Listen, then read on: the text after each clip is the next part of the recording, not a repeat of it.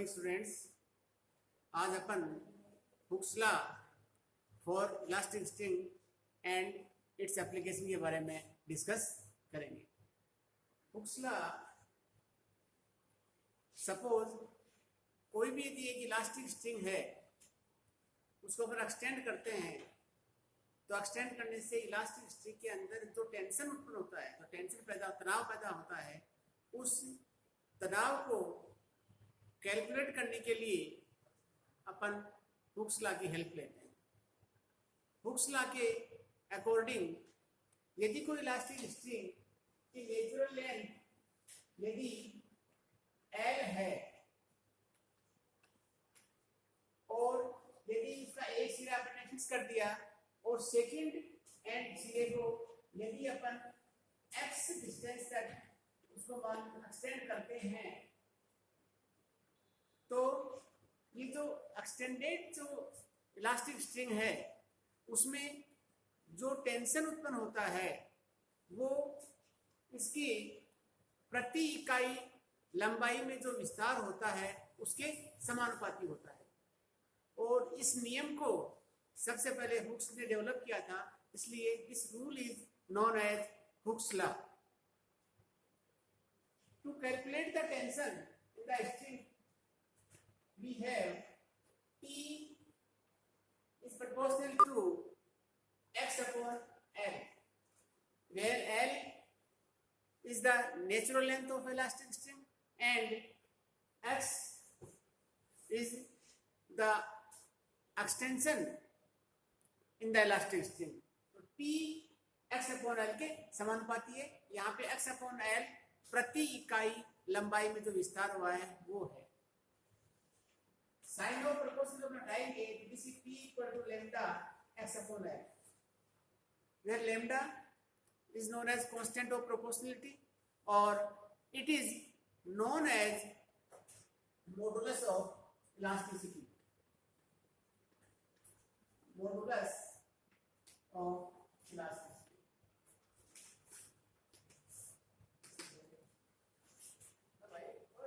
p equals to lambda into x upon L, this is the model, this is the Hooke's law.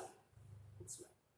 यहाँ पे अपन जो elastic string के दो प्रकार के केसेस लेते हैं, एक तो हॉरिजॉन्टल इलास्टिक स्ट्रिंग, एक वर्टिकल इलास्टिक स्ट्रिंग।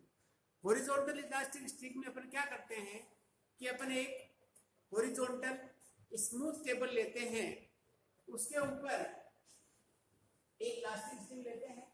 सपोज कोई भी एक हॉरिजॉन्टल स्मूथ टेबल है, उस पर OA एक इलास्टिक स्ट्रिंग है जिसकी नेचुरल लेंथ L है।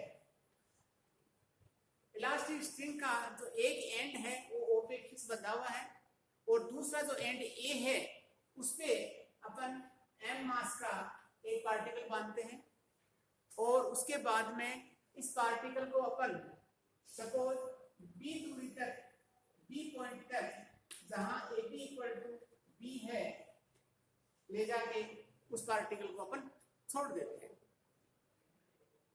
जैसे पार्टिकल को B ले जाके छोड़ेंगे, B तक ले जाएंगे, तो ये जो इलास्टिक स्ट्रिंग है वो अपनी नेचुरल लंबाई से एक्सटेंड होगी, तो इसकी वजह से इलास्टिक स्ट्रिंग के अंदर टेंशन उत्पन्न होगा।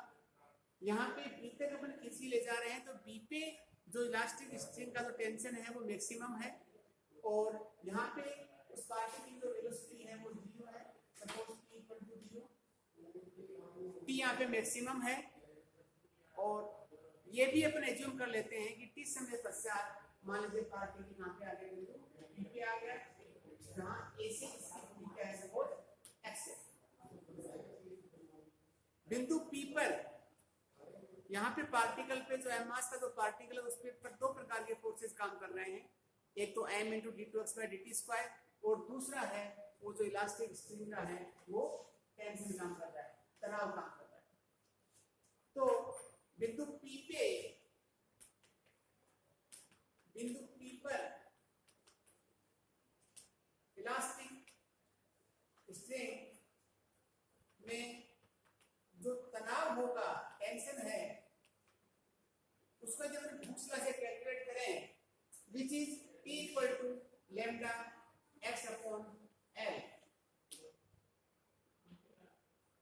Now we are going to write an equation at the point P. तो बिंदु P पर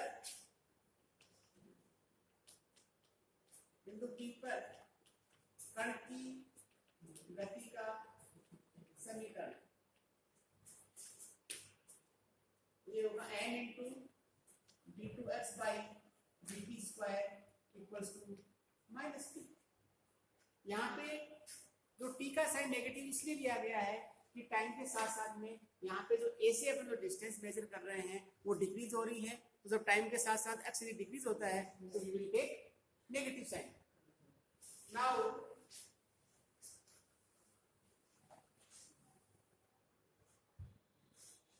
ये अपना केस है horizontal elastic string.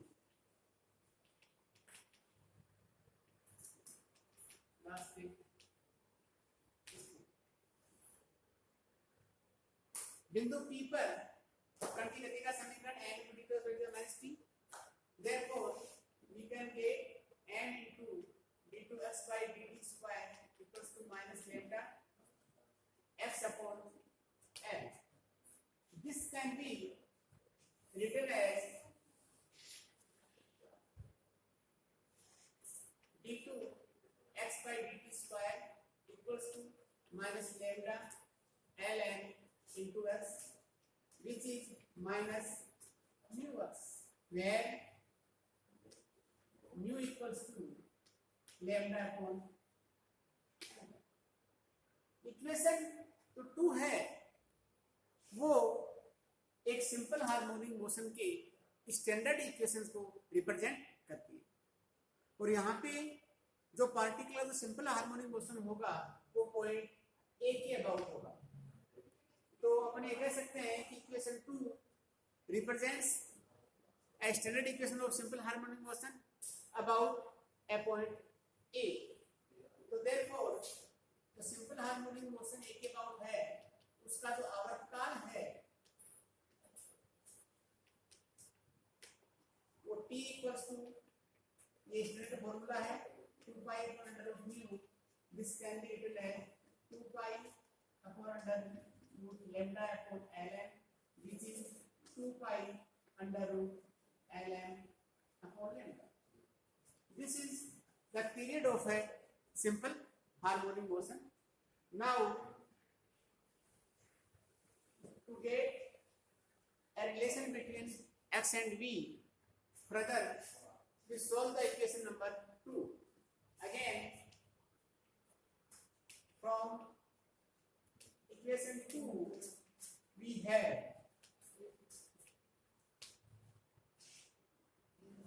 this calculated as 2 into dx by dt, this is d2x by dt square equals to minus lambda upon ln x 2 dx by dt.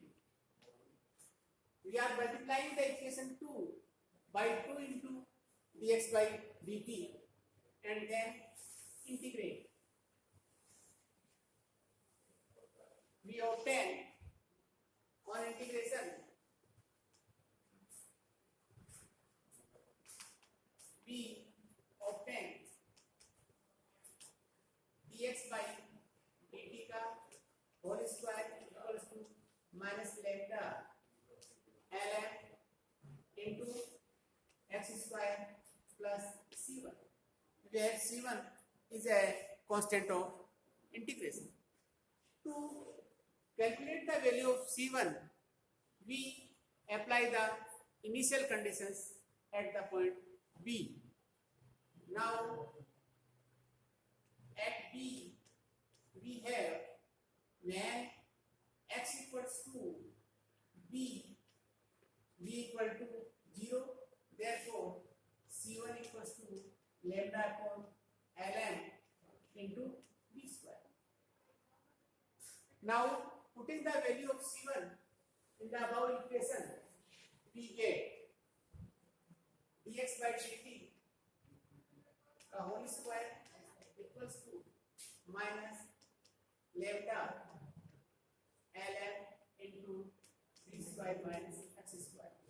This can be written as b square equals to lambda upon ln into b square minus x square. This is the required relation between v and x.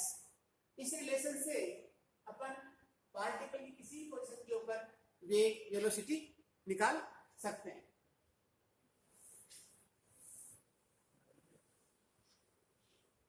यदि मान लीजिए अपन को point A पे velocity निकालनी है particle की, तो velocity of the particle at A